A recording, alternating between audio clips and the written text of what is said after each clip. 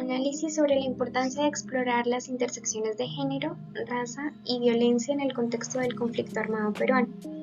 A partir del texto, Narrativas de sexo, violencia y disponibilidad, raza, género y jerarquías de la violencia en Perú, de la autora Jalk Boustan.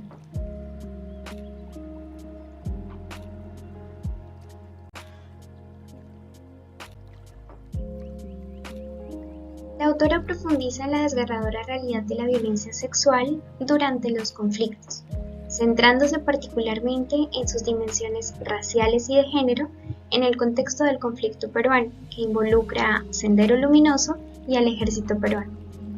Enfatiza que aunque esta guerra no fue étnica, la etnicidad sí fue primordial para la manera en que se libraba la guerra. En sus relatos, muestra la manera como el valor racial, sexual y de género es agregado o negado a grupos, resaltando aquí algunos elementos. Deshumanización de las mujeres. Con este elemento ilustra cómo las mujeres fueron cosificadas, tratadas como botín de guerra y sometidas a violencia sexual por parte de las tropas.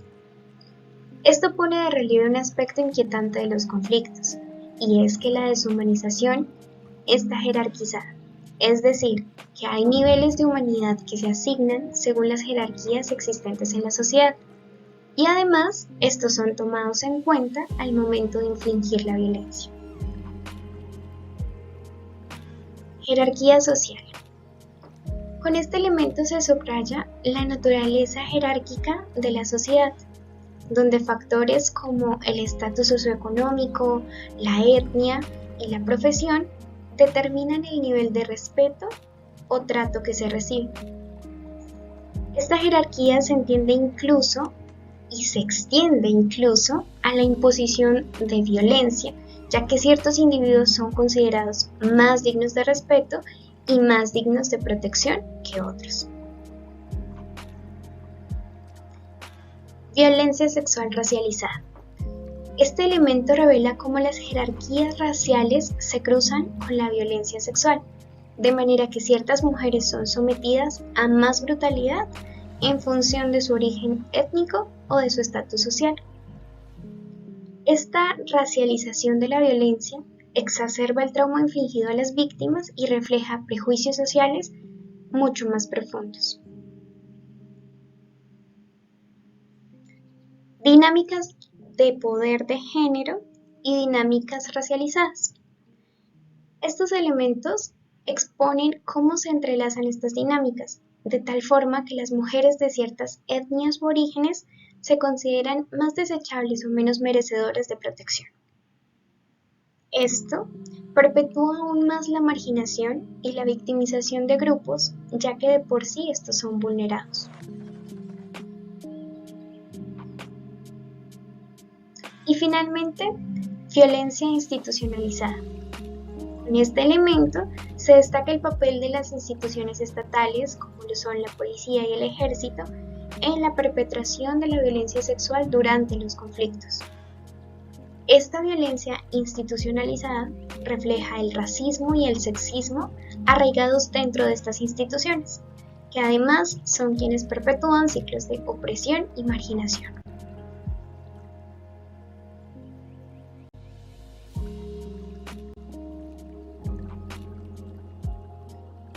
Narrativas de dominación sexual y deseo racializado.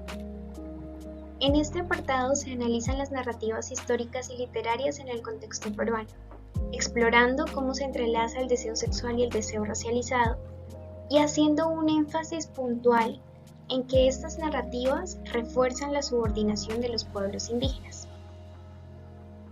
El análisis revela cómo es que la opresión sexual y racial ha sido una constante en la sociedad peruana, mostrando que las estructuras dominantes son quienes logran perpetuarlas. Aquí vale la pena remarcar los siguientes elementos. El poder de quien toma la pluma. Este elemento muestra a la literatura como un espejo de la sociedad. En el caso de la literatura peruana, se muestra que es mayormente producida por grupos dominantes blancos y urbanos, reflejando las desigualdades raciales y de género arraigadas en la sociedad. Y es que, aunque no niega la existencia de un Perú marginalizado, sí destaca cómo estas narrativas a menudo omiten o minimizan las experiencias de los grupos subalternos. Denunciar abusos generalizados a veces equivale a aportar una diana.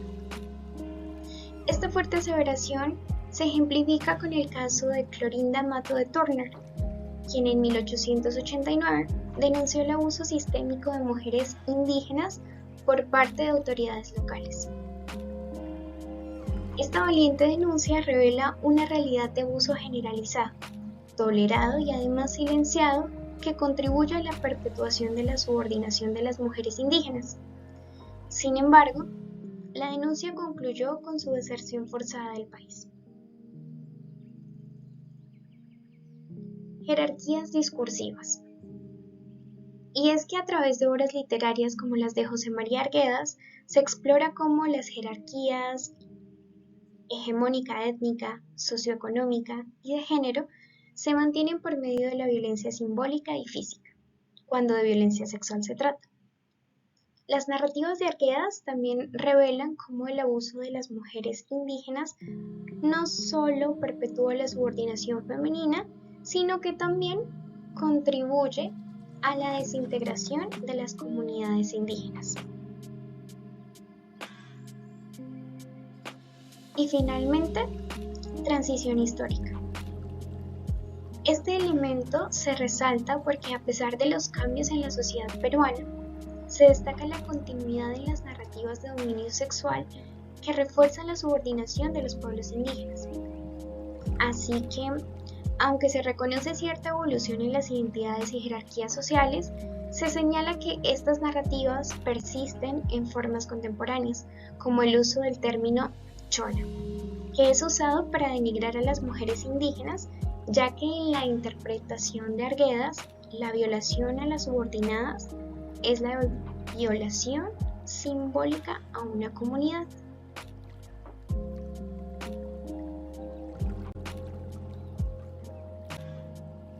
La chola, personificación de la disponibilidad sexual. En este apartado se examina el concepto de chola en la sociedad peruana, destacando cómo este término ha sido utilizado para denigrar, sexualizar y subordinar a las mujeres indígenas, así como para reforzar las jerarquías raciales y sexuales en la sociedad. Algunos elementos importantes son la construcción del imaginario social. Se muestra cómo la figura de la chola ha sido creada y perpetuada por discursos históricos que la posicionaban entre los tipos ideales de la mujer indígena. Sin embargo, la imagen fuera de sus comunidades la expone como una mujer sexualizada, promiscua y disponible. Vale la pena resaltar que el término también es acuñado como un estereotipo utilizado para estigmatizar a las mujeres indígenas que desafían las normas sociales y buscan movilidad social.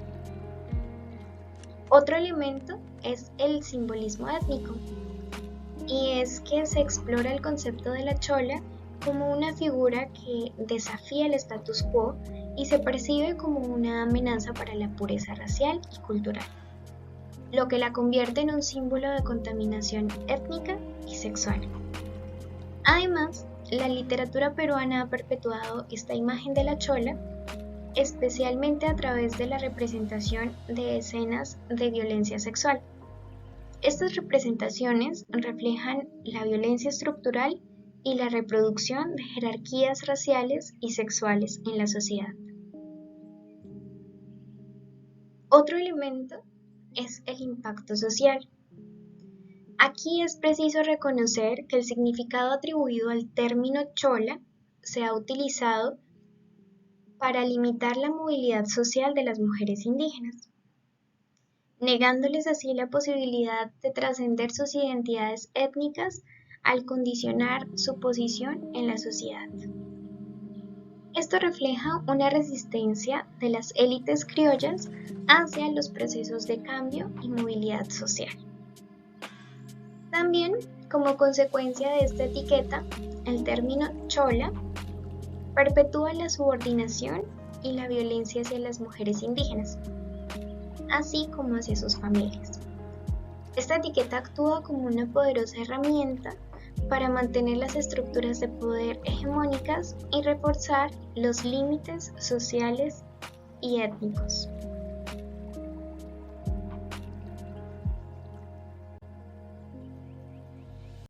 Guerra, violación y raza. En este apartado se analiza la violencia sexual durante la guerra interna en Perú entre 1980 y 2000, destacando cómo la violencia extrema y la violencia sexual fueron perpetradas por todas las partes del conflicto. Algunos elementos de análisis son: violencia sexual en tiempos de guerra y paz. Con este elemento se pone en manifiesto que la violencia sexual durante la guerra en Perú fue generalizada y extrema, y que el estigma asociado a las víctimas de violación persistió incluso en la posguerra, lo cual expone la necesidad de examinar paralelos entre la violación en tiempos de guerra y en tiempos de paz, destacando el papel del elemento racial en esta violencia. Estrategias de humillación y control. Este elemento muestra cómo el término chola fue utilizado para sexualizar y humillar a las mujeres durante la guerra, perpetuando estereotipos que las hacían susceptibles a la violencia sexual. Se señala que el uso de esta etiqueta justificaba la violación al considerar intrínsecamente promiscua a la mujer identificada como chola. Jerarquías raciales y violencia sexual.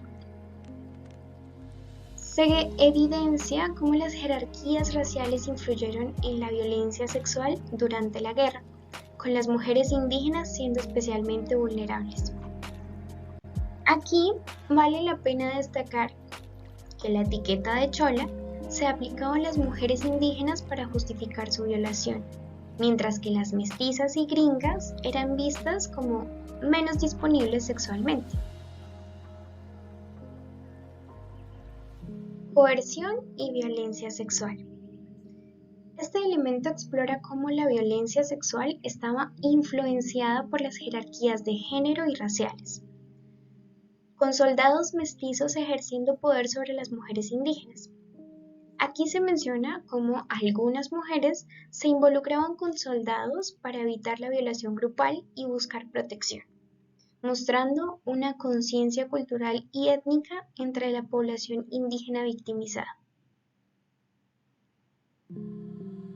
Y finalmente, el encuentro violento entre diferentes identidades.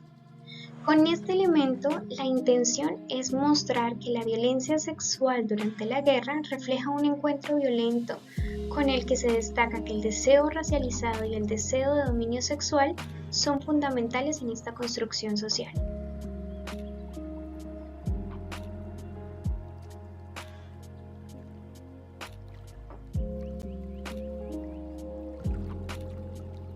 Gracias.